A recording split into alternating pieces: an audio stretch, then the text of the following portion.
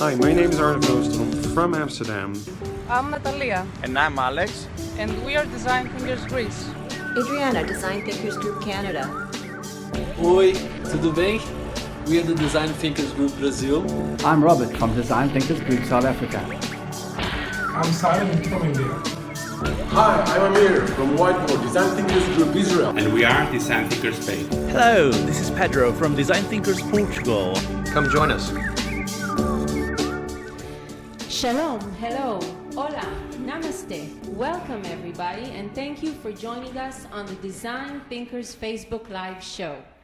We are broadcasting live from Tel Aviv, and we have the partners of Design Thinkers from these countries with us: Holland, Portugal, Brazil, Spain, Greece, Israel, USA, Canada, India, and South Africa. We are here to talk to you about design thinking, getting beyond the hype. We are looking forward to receiving your questions today. All you have to do is write them on the Facebook page, and we will try to respond to all of you.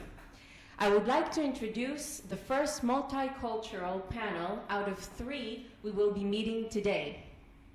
Guys? Hello, Mother. So I am Arne van Oostrom from the Netherlands. I am Paulo from DesignThinkers Group Brazil. Hi, I'm Saran from DesignThinkers Group India. Hi, I'm Amir from Whiteboard, DesignThinkers Group Israel. Thanks, guys. So, like I said, we will be having your questions today live, and we're really expecting to get those in. Guys, I want to ask you a first question. What do you think the hype is all about design thinking? You want me to answer that one? Go ahead. So, yeah. When we are talking about a hype, I think there is sort of a feeling that it's an empty shell, right? So there's a hype, and you all know it's going to pass. So I'm not really sure if it is a hype. I think it's more than that. However, I think that if you are in design thinking or service design or any human-centric innovation approach, I think it's good to think about what's going to be next, right? Because it's not going to be forever. We might not use design thinking. Is it going to be something, a way of thinking that we're all going to use? Is it something that is a commonplace or not? So what's going to be next? So the other thing is that why I think the hype, is sort of a feeling that a lot of people will have is that it's talked about a lot, and there's so many consultancies are buying, service design thinking firms. So and it becomes a sales talk a little bit. So it's in that sense, I think I see it as a hype, because I think if it doesn't get any more depth, because right now it's getting it's turning into a sales pitch, if you will. So anyway, it's my feeling. Well, I think in many ways this hype thing is like sex when you're a teenager. Everybody talks about it. Everybody's very curious about it. And people, you always think that other people are doing it, and you're not sure, you have no clue how to do it. So it's this innovation and design thinking thing is kind of like that. When you first do it, nice. Yeah. I was talking about design. I'll try it. Yeah.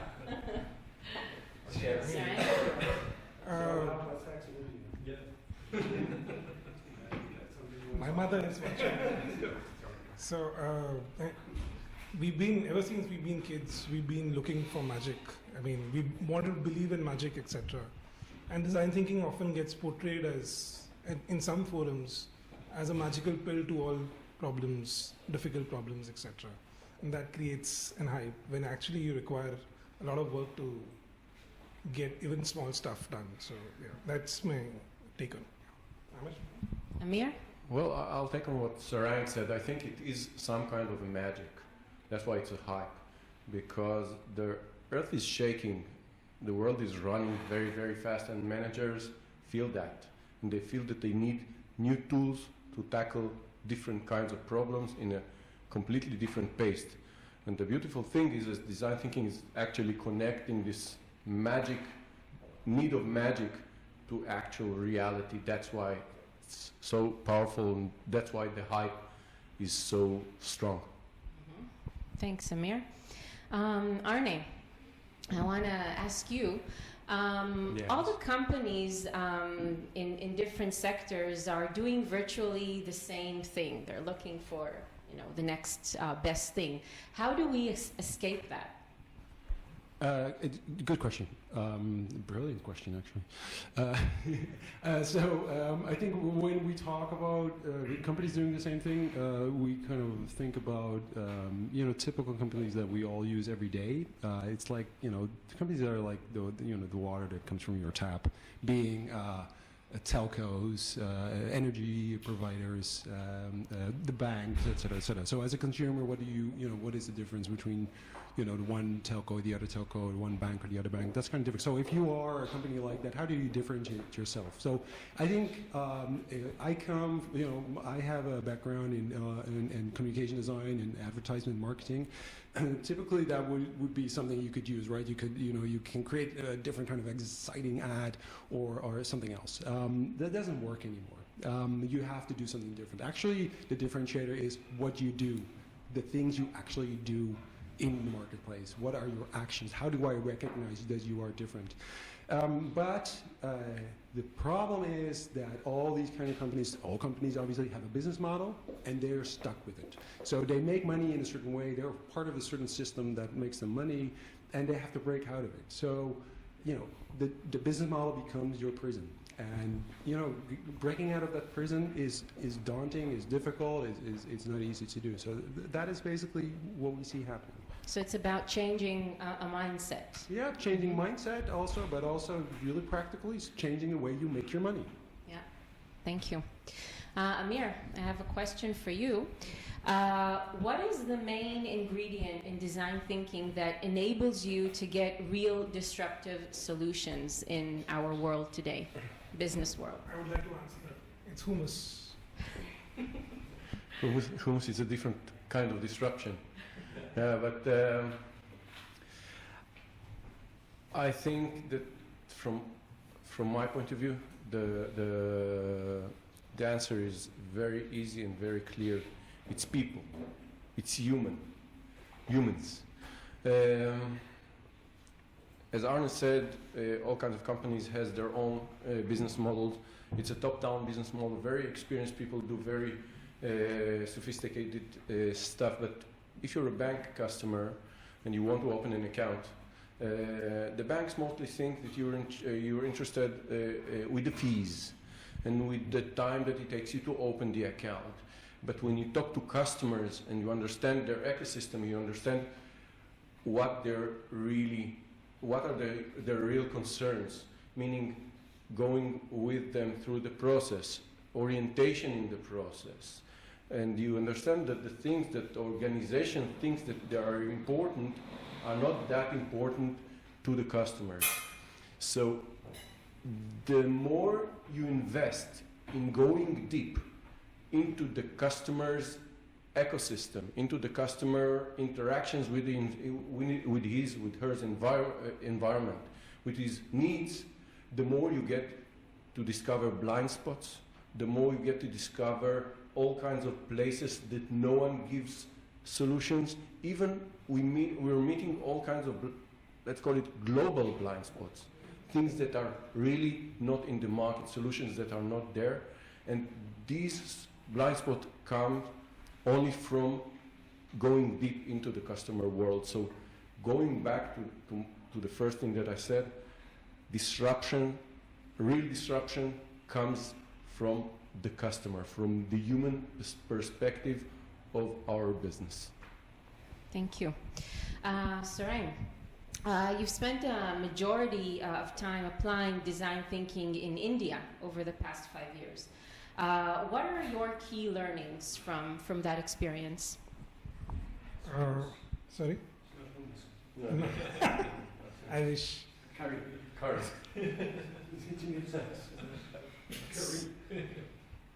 I'm being now discriminated. Fair enough. Yeah. So a lot of companies, design thinking is one very popular in India. A lot of companies are looking at it, evaluating it, etc. And especially large traditional organizations who want to innovate who want to move forward and things like that. Key learnings are organizations that have gone on to do small, take up small projects, try small things at first, a small experience to change, a small process to change. They've been able to quickly appreciate the kind of effort that goes into doing something like this, especially experience change.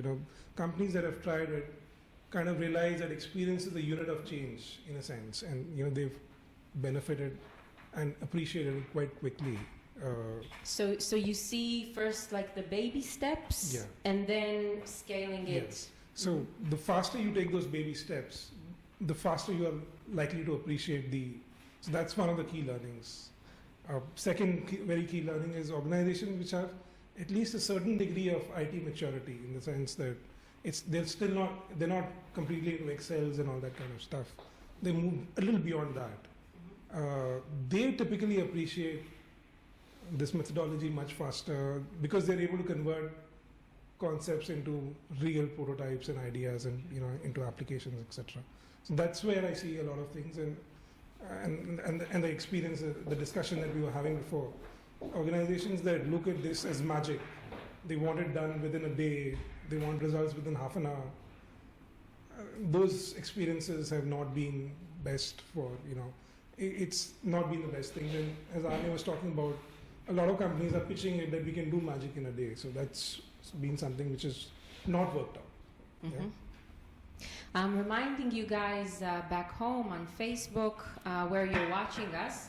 You're welcome, of course, to pitch in your questions, and we will be really, really happy to answer them today. Paolo, hi. Have you experienced any downside of this DT hype that we're talking about? Well, I really believe that, as it was said by the guys, the hype thing makes people talk about it, and that's good because it becomes popular. But some companies or some executives take it like entertainment or magic or something like that, and there's a lot of work to be done. So we actually had a couple of cases in Brazil that companies did some work with design thinking, but with kind of an immature approach.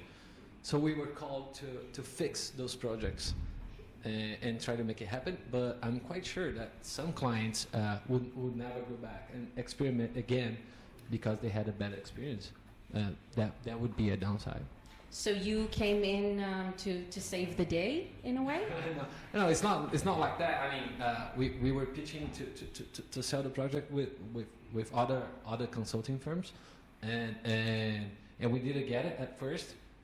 And like 6 months later, a couple of clients did that. They called us and said, "Okay, we did it. It didn't work.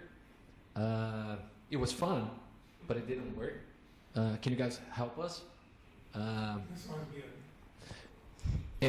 you have to understand that it's a complex journey, and it takes a lot of effort, a lot of work, because it becomes a challenge to change the way things are in the whole company. So, of course, because so when we started 11 years ago. Actually, especially in Europe, there was a big wave of service design and service design agencies, and a lot of these agencies never got beyond workshops. So they did a workshop, and it was fun, it was great, and did a little workshop, and then everybody went out high-fiving, yeah, it was wonderful and so inspirational, great, and then nothing happened. And what do you do with that? Right, but there's a really good reason why nothing really happened with that, with the concepts or whatever the inspiration they got from the workshop. Why then? Well, because the agencies at the time were run by, and I don't mean that in a bad way, because but very young people who had no experience in the corporate environment, in corporate life.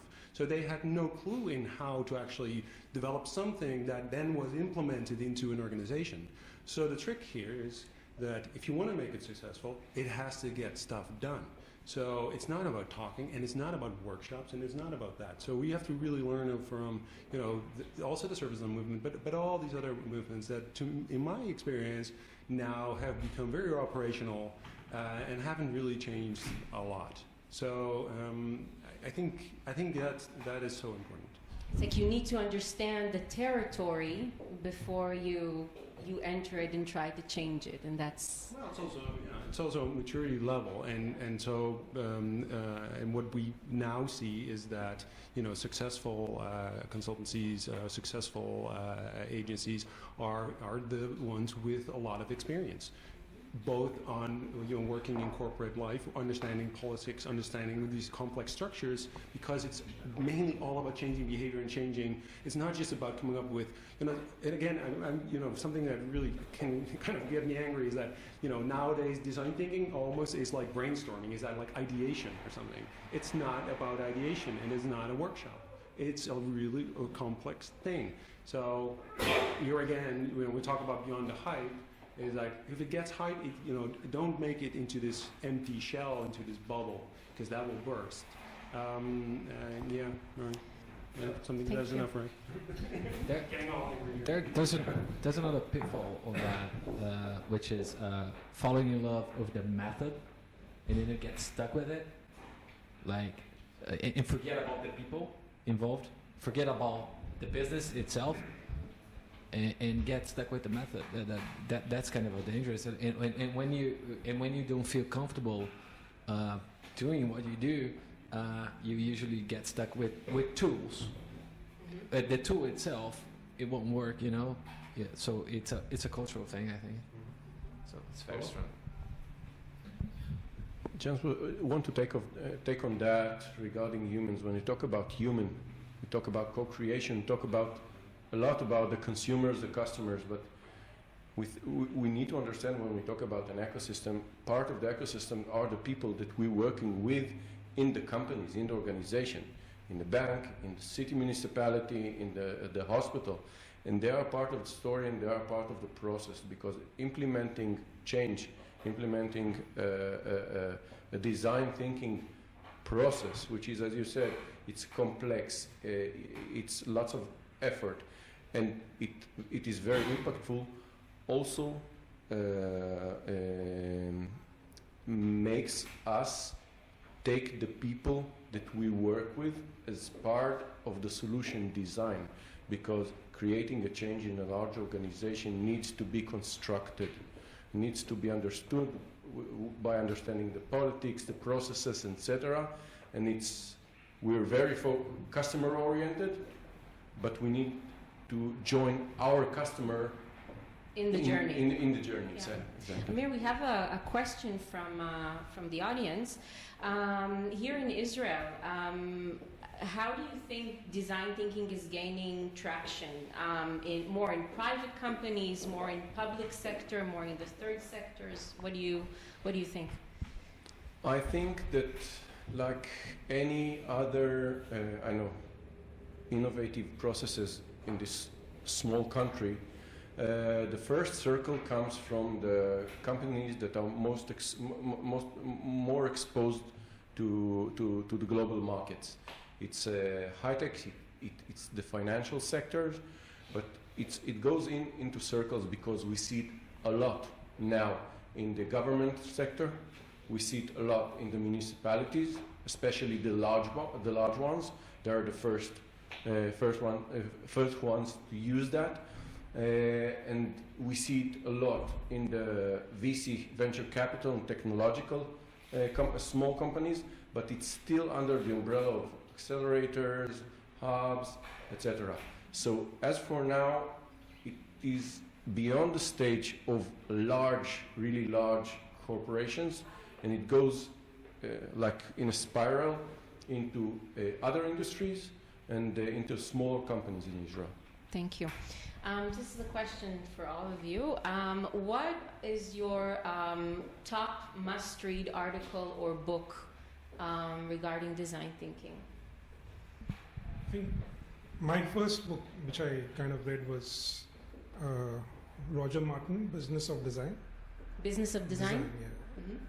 Yeah, I think that is the name.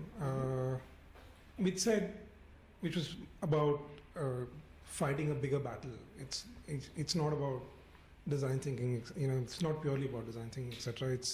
There is a whole trend moving, whole world moving towards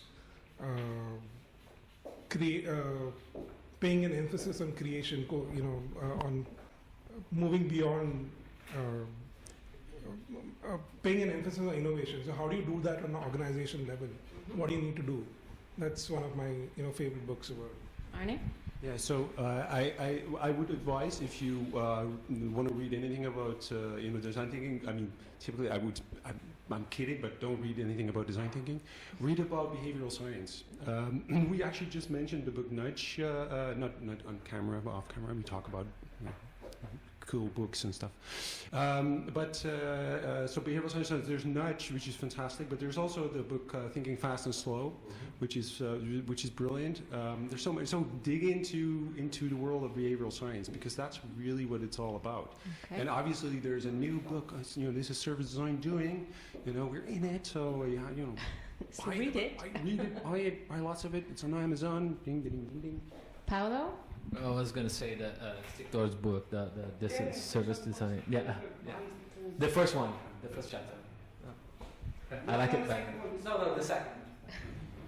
What would be your recommendation? And I also I came on the plane reading Adam Grant's Originals. Originals? Mm-hmm. It's a really good book. It's a good research process, and I really liked it. Okay. So I would recommend it. And Amir, you're the last one? I'd go with behavioral economics. I think that this is, listen, we're not recommending any design thinking books because design thinking is really a toolbox, but the fundamentals of design thinking is really human behavior and things that makes people tick. So if we want to help you understand more, go deeper into what makes people tick, and then understand the toolbox, I would really recommend the Think Fast, Think Slow, and the Nudge, and the all kinds of scaling books that talk about people and about communities and about all kinds of movements of humans. Thank you very much, guys. We are moving to the next panel in a few seconds, so please stay tuned. Hi everyone, and welcome back. We are with our second panel. Hi guys. Please introduce yourself. Ladies first. Yes. Ladies first, of course. Hi, I'm Natalia from Greece. Hi, I'm Mark from the USA. And hi, I'm Pedro from Design Thinkers Group Portugal. Oi, eu sou Eduardo do Brasil. Hi guys, welcome. I would like to remind our audience at home to send us questions, and we will be happy to answer them today. Eduardo, I want to start with you. Can we apply design thinking, the design thinking methodology, to some degree with organization and teams that have a more traditional or hierarchical structure, you think? Well, first of all, it's good to remind that design thinking is not a methodology, it's not a set of tools, it's not a box of tools like Amir said. It's not posted, it's not workshops, it's a mindset. And it's a mindset that puts people in the center of the discussion. In this mindset, we understand who is involved in some issue. We understand what are their needs, their pains, and their jobs to be done. And we invite them to create a new solution or a better condition for this problem, this issue. And then we invite them to experiment the solution and tell us if it's good or not, and we go implementing from there. On the other hand, in hierarchical companies, we have to respect their culture and know that the culture is a cycle, never-ending cycle, that will change as we go, and start doing small steps and small projects, most of them related to customer experience and to the product design. So they are experimenting the mindset, and the mindset is going to grow inside the companies. That's how I think let's go. Thank you, Pedro. Mark, we'll be moving on to you. Can you explain to the people that are watching what is the difference between design thinking and agile? So as an engineer, this is a question that's near and dear to my heart. Agile, I think the short answer is that Agile is an implementation methodology, and design thinking is more about innovation. And so it's a good question because a lot of companies, I think, started with Agile before they started with design thinking, and some are already using it as a replacement essentially for waterfall, for primarily designing code and designing applications. But there are other companies that are starting to implement it. But I guess I came across recently, I was listening to a presentation in a conference where I saw a really good way of explaining how Agile fits together with design thinking, and another cousin methodology, which is lean startup. And so think of 3 circles, left, middle, and right, that sort of overlap. And design thinking is sort of on the front end. It's a front-end innovation methodology. That leads into lean startup, which takes a hypothesis essentially for a business or a business model that has some value for some customer or some user or human, and then it puts a business model, improves a business model around it, and then that feeds into Agile, which is really about implementing essentially code. Natalia, thanks, Mark. Natalia. It's related a bit to the question I've asked Eduardo. Greece, you come from Greece. The work or the organizational structure in Greece is more linear, hierarchical as well. How do you embed design thinking techniques in these types of organization, and how do you get approvals from boards that are more traditional? All right, so that's indeed something that we find quite often, the type of organizations that you mentioned, and indeed, you have to respect the culture, and the short answer is that there is no shortcut, there is no easy way, you have to put the work.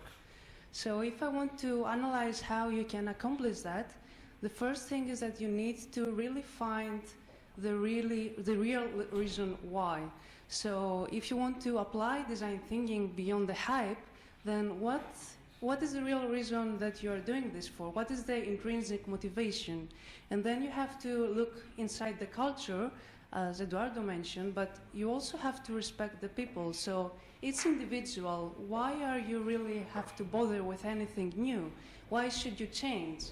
And then if you really find the reason why, you will be able to apply bit steps and small changes, slowly, so that you create something slowly that will lead to something radical in the end.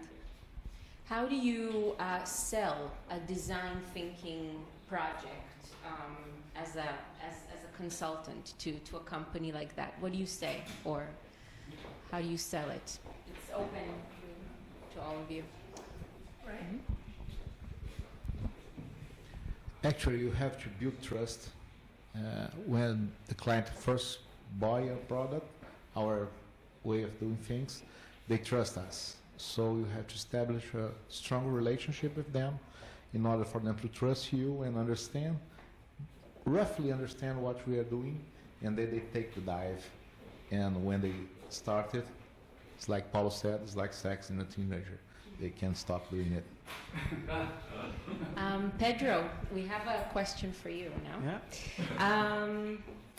It's an unusual question. Do you think computers will be more creative than humans one day? And will design thinking bring a human-centric approach to artificial intelligence? Yeah, geez, who writes these questions? I would say that we humans will most likely always be above computers in terms of creativity. And if we look back at graphic design or photography, in the past 40, 50 years, you see this massive advancement in computing, but you don't see graphic designers and photographers running out of work. And so once technology gives a step forward, what happens, it becomes a bit banalized. And so you need to bring the human factor again to introduce the creative ingredients. And so I see the advancement of computing much more as a magnificent tool to be at the disposal of creative people. And so I don't think that computers are a threat. They're a magnificent help for everybody. And I think we all take better photography nowadays, but still we need good photographers. And for the second part of the question about will artificial intelligence have some help from design thinking? I hope so, because you can really see how a computer can be very analytical, but I believe design thinkers can give a help to those computers to understand more of the emotional side and how emotions have a role to play, so that we use artificial intelligence to the benefit of humans and not the other way around. And so I hope that we will have a strong role in that concept. Mark, what do you think is the design thinking approach in implementing technology in companies, or in working on the more technical aspects of projects? Yeah, and I think it's related in a way to this question. I think that to be able to come up with, to design experiences, right, which is something that is core to what we do in human-centered design, design thinking, you have to look at the touch points, and you have to look at where it makes sense to have touch points that are technological touch points, and where it makes sense to have human touch points. And more than that, you need to look at the persona and design those touch points for the persona, where in some cases a persona might want to interact only with a website because they're maybe introverted and they're not interested in talking to human beings, and then other people who are really interested in just going straight to the phone. And I always tell the story about, the difference between myself and my wife. My wife is, I would consider, an introvert. She calls herself an introvert. I'm a little bit more extroverted. I always default to speaking to a human being on the phone, and she always defaults to going to a website. So I think it's really important to look at who you're designing for and where the technology needs to come in, and not just implementing technology for technology's sake, which is a lot of the times what organizations get pressured into doing because they have to follow a competitor or the market or something like that. They need to think more purposely about that. I agree with what Mark said, and I would say also that every time we are seeing technology more as a tool than a solution itself, so it has to make sense to the people who are going to use them. And a lot of companies are doing a lot of technological solutions that make no sense for their users. So that's why we connect a lot and understand the sense that we have to make. Do you think that organizations, companies, there are organizations and companies that design thinking is irrelevant to them? You have experience in that in some? Yeah. There are several companies that do work that I usually say are like 3 levels below any human interaction. And so design thinking is very much a human-centric approach. And so if what you do is something totally technical, it becomes difficult to incorporate the concept in your product. But having said that, this company might have, such a company might have issues in the relationships among their own workers, but also in the relationships they establish in their ecosystem. And within that framework, I think you really can apply design thinking, even if their products are heavily technical. And so I really don't see an example of a company who would not benefit from design thinking. Mm-hmm. Yeah. if you understand design thinking as a mindset that put people on the center of the process, every company that has people may use it for some purpose. So basically, you're saying that it's not about only designing products or services or processes outside of the company, like for our customers, but we can see our workers as our customers as well, and we can design for them. Exactly. Yeah. Jump in here. I mean, we're talking about the hype, right? Yeah. And what I hear is we're using the word design thinking all the time. And when you're not familiar with what that means, I think what is really exciting is the mindset you're talking about. But even that needs to be, we need to explain that a little bit. So I think it's a structured way of collaborating. It's very, it's not people working in silos and passing things off. It re-energizes teams. And those are all the things, and then it does that in a way that I think everybody can relate to, because you're focusing on other human beings, right? And I think that's really important for us to talk about. It is the mindset, right? And to your point, there's not really a place where you can't use it, right? So we need to also explain what the mindset means, and we talk about design thinking, but really it's about designing for human beings, right? Yes. Yeah. You didn't say an important buzzword, empathy. Empathy. Yes. Thank you so much. So if we're talking about this mindset, then empathy is the first step to acquire in this mindset. So indeed, you cannot have a company that doesn't need more empathy. So design thinking can be applied everywhere. Imagine if you want to understand your colleagues better. Imagine if you want to make better PR. Imagine if you want to understand your audience so that you have better content on social media. So you can actually apply it everywhere with small steps, gaining understanding, doing small research, and gaining empathy about all these personas in your organization or outside. Nailed it. Thank you. We have a question from the audience. I'm going to read it. Since behavioral change is so significant in design thinking, like we said before in the other panel, how can we make more of a case for coaching in design thinking? This viewer says, my experience is that overcoming biases and assumptions to emphasize with users is a common stumbling block. Yep. So I think a lot of the work we do is much more focused on changing people and helping them to change their organizations.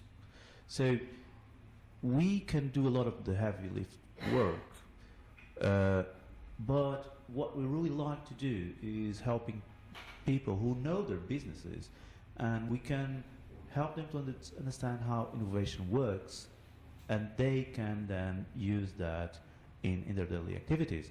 And so it's really much more about changing people than actually changing processes or methods.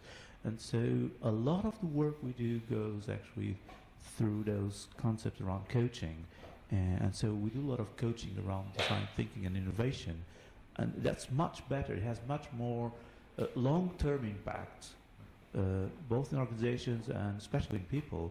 And I would say we transform people, and those will transform their organizations. So it's like a wave, a movement. Mm-hmm. Yeah, but I believe there's a clear boundary between coaching and design thinking. Design thinking is a mindset, a way of seeing things happening, and coaching try to transform some internal stuff that we don't go there. I think it's our mindset is shallower than the work of a coach. It's more in depth. Mm-hmm. Mark, Aaron disagreed there. And that's why we especially do projects where we essentially do co-creation, as we're helping these people to change their organization. So it has to be a co-creative work. Otherwise, we'll be back into the 90s with the classical consultancy work, where you just like you came in and do something and go away, and then everybody else is surprised because nothing worked. And so I think that's why nowadays companies are really adopting this concept, because they see a difference, they see an impact. And that's why I think design thinking is now achieving this hype, which might be at some point exaggerated perhaps, a bit like you cannot take a Ferrari to the desert, but it will be something with a strong impact, and we certainly feel it in the people we work with. Just, you know, so I actually think, in a way, maybe coaching is not the word if you don't agree with coaching, but we are all about facilitating teams, right? And in a way, we're designing the designers, yeah? And so we have to help them figure out how to, you know, build new muscles, both individually and as a team, to work differently, to get different results. I mean, that's kind of what we do as a living, for a living. Thank you, guys. Cheers. We're going to move to the next panel in a few seconds, so please stay tuned. Hi, everyone. Thank you for coming back and join us. We are with our third panel. We encourage you to continue and send us your questions, and we will be really, really excited to answer them right now. So, my third, last but not least panel, please introduce yourself. Thank you. Adriana from DesignThinkers Group Canada. Hi everyone, I'm Robert from DesignThinkers Group South Africa. I am Eduardo from Brazil, DesignThinkers Group Brazil. I'm Jorge from DesignThinkers Group Spain. Hi guys, welcome. Jorge, I want to start with you. How do you see companies doing innovation today in Spain? Well, Spain, as many other countries, I would say around the world, are going through a moment of change, and that's why we see design thinking as a hype. Every trend may start as a hype, and it may evolve in many different ways. So some trends stay, some trends pass. So this is a moment when design thinking is being noticed and accepted. About innovation in Spain, exactly this is what is happening. A lot of companies and government, especially government, is trying to do things in a different way because they see the world changing, and they see a lot of new ways of thinking and doing are needed. So design thinking is one of the methods that a lot of companies and government, especially government, we've done a lot of projects with government, are using, which is reliable, which is somehow scientific, because it comes from a mindset, the mindset of designers. So a lot of companies are interested in this for a certain part of the innovation process. For other parts of the innovation process, they're doing other things, which is interesting because innovation is broad, and innovation is what is making change happen around the world. So it's not only in Spain, probably in Barcelona, which is where we're based. It is stronger because traditionally it's a creative city, so a lot of things move there. But I think that around the world, even in other countries with less resources or more creativity even, innovation is needed right now urgently. Thank you. Do you see companies combining methodologies of innovation? At this point, I see companies discovering methodologies. So the change is happening, and companies are trying to deal with it. They're trying to maneuver a lot of rapid changes that happen in technology, social changes, economic changes. A lot of things happen very fast. So they're trying to get resources and trying to get methods and ways to do it. And design thinking is one of the strongest ones. So they're using it. For other things, for other stages of innovation, they're using other things, which can be really combined. I see, well, good connections between design thinking and many other methodologies, like Lean or... Thank you. Eduardo. Why do you think companies should even care about design thinking?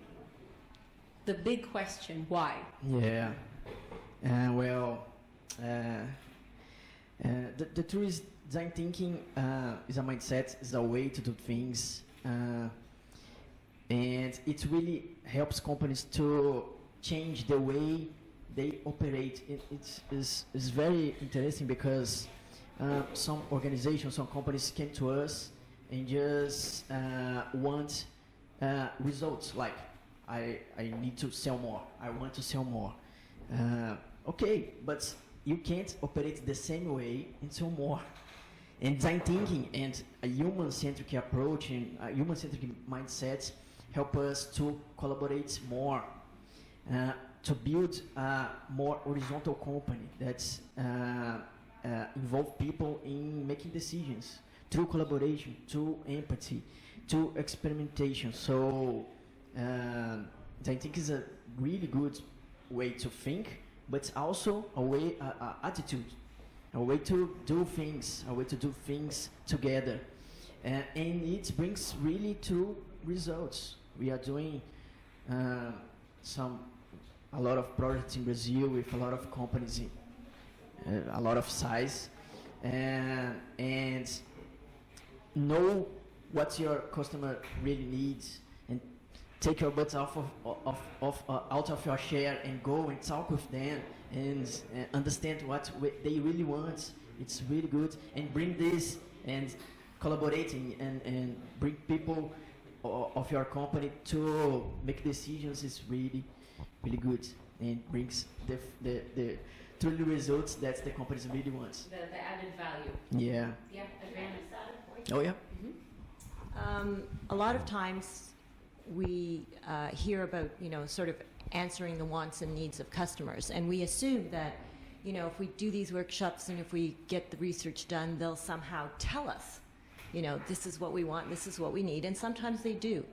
But to really get through to those breakthrough ideas, it requires sort of uncovering their unarticulated needs, so needs that are there but are kind of hidden.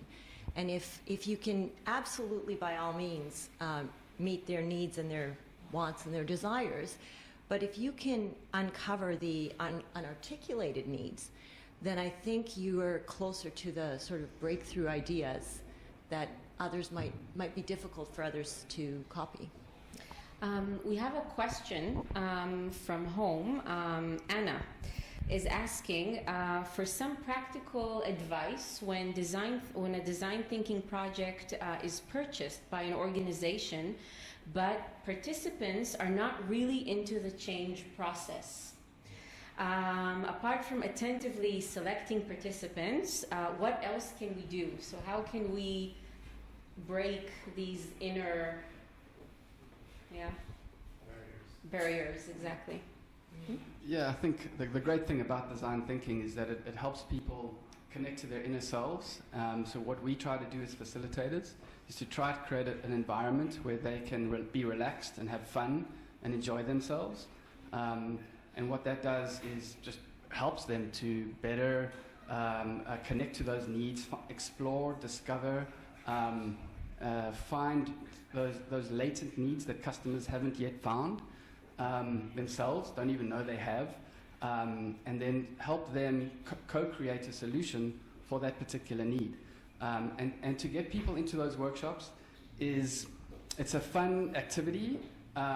So what we do is we try and create a little bit of a fun environment for them to explore.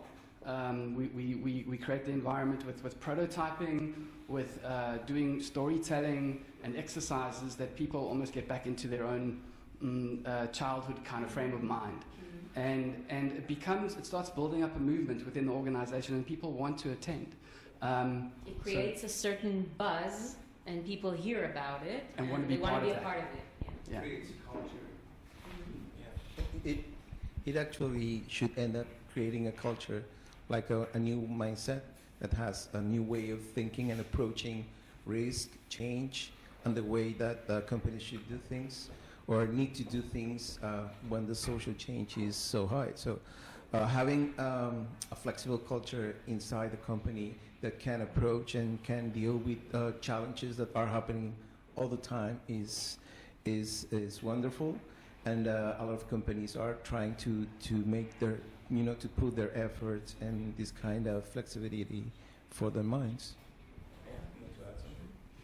You look like you want This is why, yeah, this is why we don't believe that design thinking is just a methodology. Okay, it's based in a methodology, in a way a designer, a process that a designer used to create things, but it's more than that. If the company just, or the organization just used to use the methodology, it's not will bring people to make decisions. It's like dancing with the method and not with the rhythm. Wow. Yeah. Poet. We have a poet. We have a question from Galia. What great challenge that your country faces would you want to solve by applying the design thinking mindset? Good question. Well, The water. I'm from Cape Town, and we're currently about to run out of water. Please send us water, everybody. So actually we ran a 2-day workshop in Cape Town 2 weeks ago, and we got the participants from different companies to go outside and talk to people and ask them how they're feeling about the water situation and what they could be doing differently to solve the problem. And it was really interesting because people are quite angry in Cape Town for various reasons. But the participants, the workshop participants, realized that all the questions that they'd been preparing didn't prepare them for how angry the people were, and that they had to adapt and change their approach to connect to what the users' needs were. And really what the users want in Cape Town is just more information about how they can help prevent this day zero from happening, and what more they can do to contribute to living in this community so that we can live harmoniously with nature. And then the participants came up with some really wonderful ideas after the ideation to help the city of Cape Town communicate with the citizens of Cape Town and give them some hope. Because people need that. They need hope. So you actually try to solve a problem with design thinking in Cape Town. Adriana? Some of you may have heard that in Canada we're undergoing a reconciliation process with our First Nations people. So as that progresses, there's many bumps in the road, and again, I think we tend to forget about putting the human at the center and understanding their point of view. So reconciliation isn't about how we feel about it, but it's how we make them feel about it. So I think that would be an important social outcome where we could apply design thinking. And I don't know, maybe it might even help with the NAFTA trade talks. Ooh. Eduardo, Jorge. All right. I would say that in Spain,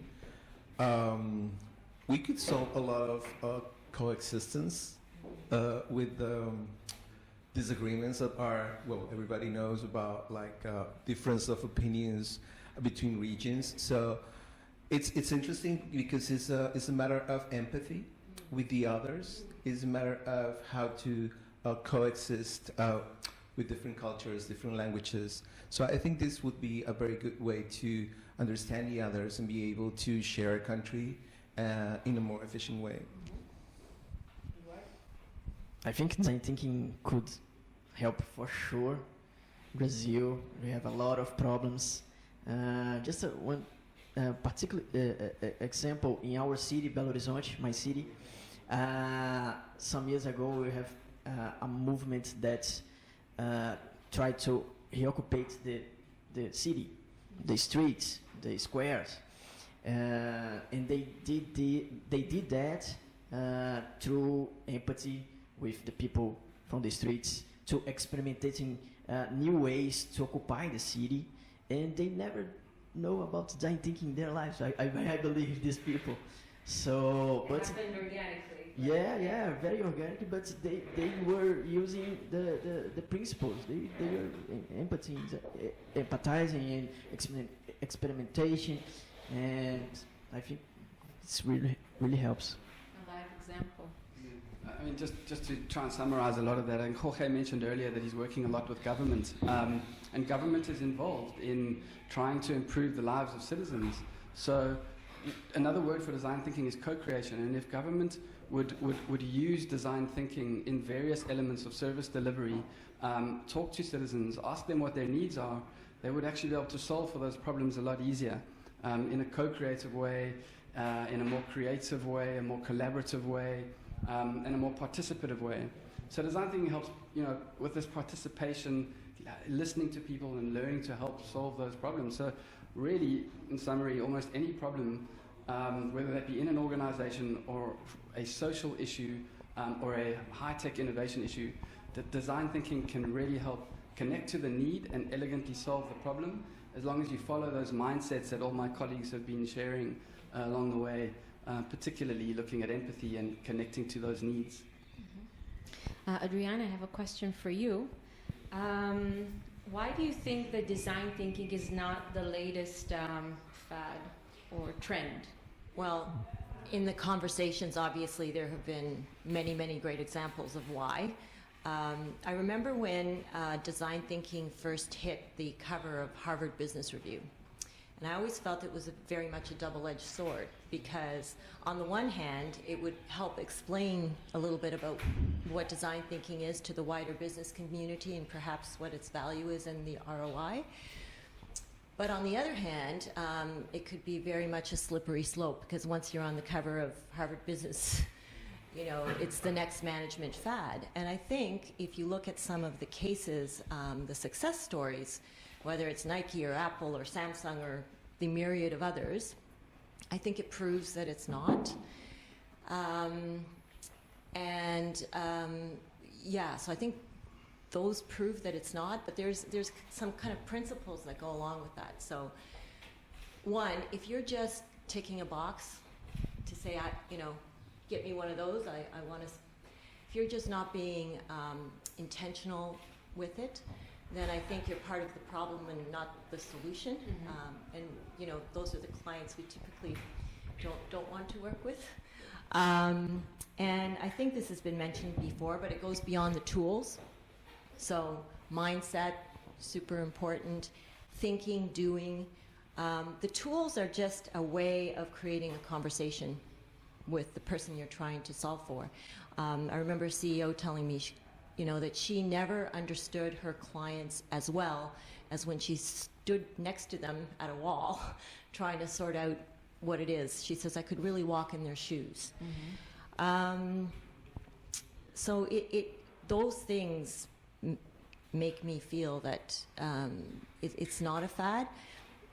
Another important point, and this is more for the practitioners, is it will become a fad if we don't evolve it. So if it stands stagnant and we don't learn and actually walk the talk, then I think it might. But I think we're going to... We actually have a question from home from Adriana from Brazil. Sorry, it's a question to Adriana from Brazil. Do you think that design thinking can be used to help people in financial education? Do you have any?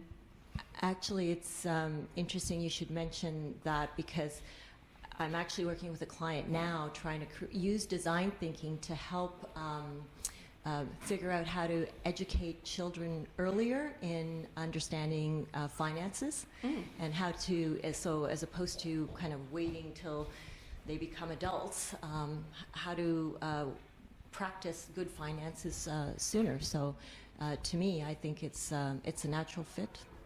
Any other examples about design thinking in financial education? Not in financial, but I wanted to add to what Adriana was saying before about the fad. And it's interesting because design thinking has been evolving itself.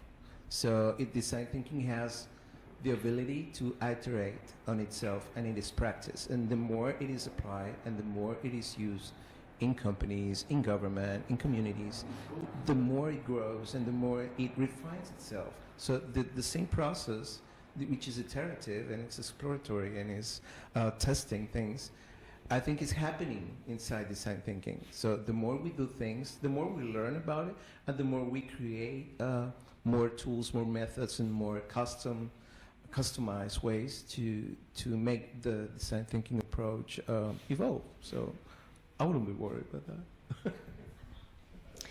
Robert, I have a final question to you. What are your tips for organizations to implement a more fun or innovative culture? I think basically what I would say is, as I said earlier, make it a fun environment. And one of the big mindsets or principles that we talk about is to allow people to experiment. It's like the failing forward. Yeah, so fail early, fail often, and fail smart. And what that allows is for people to want to experiment, discover new things, and learn from their mistakes early on, so they can then take new solutions to the table. And by creating this environment of trust, we've spoken a lot, my colleagues have spoken about this environment of trust. People enjoy working in the space, they don't have a fear of failure, and they're willing to experiment and do new things, which meets the new needs of this changing world and market, and that's really, really important. So it is about the environment, but make the environment fun, make it flexible, allow people to come in and out, use the revolving door policy, you can come and go as you please. And over and above all of that, it needs to be an organization-wide thing. It can't just be a fad. It can't just be a hype that we're going to experiment with this month, and next month we're going to experiment with something else. So be consistent with what you're doing. Give consistent messages to your clients and to your customers. Engage your customers. Bring them in and engage in an authentic way with them. And they will trust you back. Great tips. Thank you very much. So, we are done for today. Thank you so much for